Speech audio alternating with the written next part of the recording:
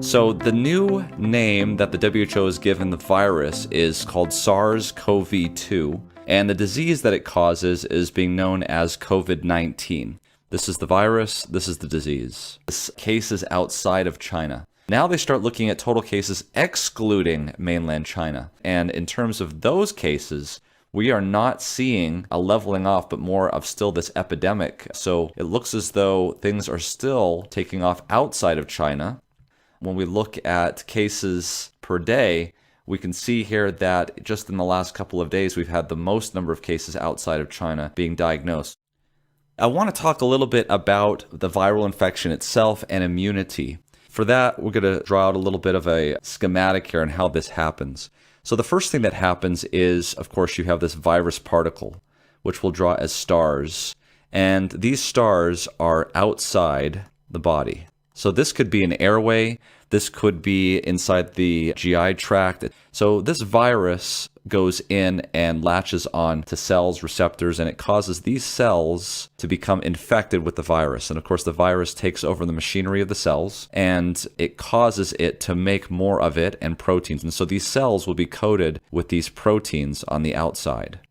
And of course, more particles are made, these cells explode, and they release more and more of these virus particles. Here on the blood side, you've got things called cells, which are blood cells, and one of those cells is called an antigen-presenting cell. And so these cells start to go in and extravasate from the blood into the tissue, and they're able to recognize these cells that are abnormal because of these abnormal proteins on the surface.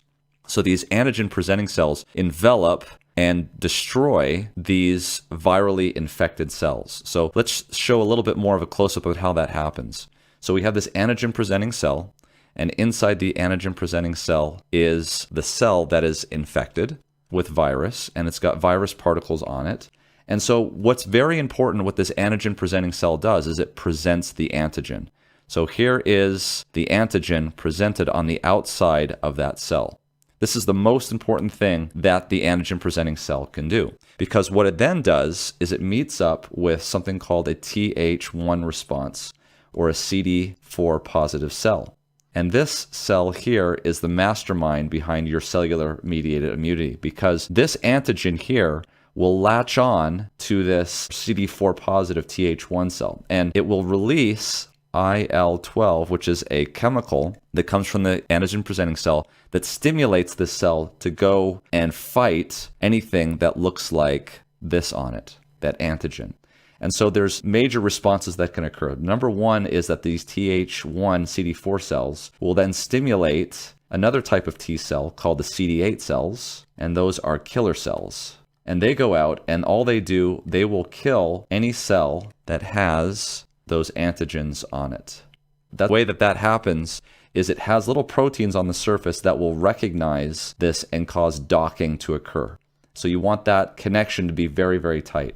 Another thing that this Th1 can do is it can stimulate in the blood and tissue B cells, and these B cells will produce antibodies that look like this, and these antibodies will bind to these antigens and neutralize them. So this really is immunity. And this is the key that allows you to survive a viral infection. This is what determines whether or not you get admitted to the floor or whether or not you go to the intensive care unit. Because if this reaction doesn't occur correctly and this immunity doesn't get on top of the viruses quickly and limit them, kind of quarantining this, then you get wide viral infections all over the body, and the amount of infection causes more immunity, which causes more inflammation, and that's why people die. If you do get coronavirus, you want your immune system working perfectly.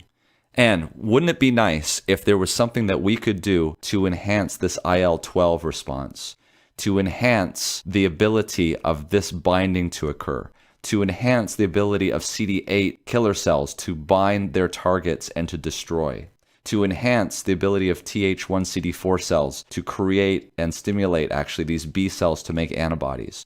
Well, there actually is something that we can do that can enhance this. Number one, it's not a drug. Number two, it's absolutely free. There's no money involved. Number three, you can do it anywhere. And the answer is sleep. And enough of it greatly enhances the ability of the antigen-presenting cell binding to the Th1 and promoting IL-12. Sleep also prevents the breaking up of this binding site with CD8 killer cells with the antigen. Sleep has a tremendous effect on your immune response against viruses. And the patients were sleeping because these hormones were at very low levels that prevented the inhibition of this G protein, which caused better binding and more effective killing of these infected cells. At the beginning of the night, when you go to sleep, normally, let's say around 10 p.m., the first thing that occurs is that you should be having more slow wave sleep at the beginning of the night, and towards the end of the night, more REM sleep. Well, they're starting to see that slow wave sleep is integral in the production of growth hormone, and growth hormone has tremendous effects on immunity.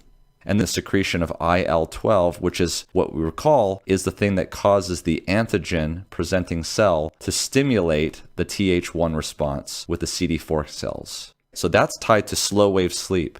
This is the sleep right here that occurs, generally speaking, between 10 p.m. and 1 a.m. in the morning. And this is the sleep that we cut off the most by going to bed late. And so we're losing out on growth hormone, and our immunity stinks because of it.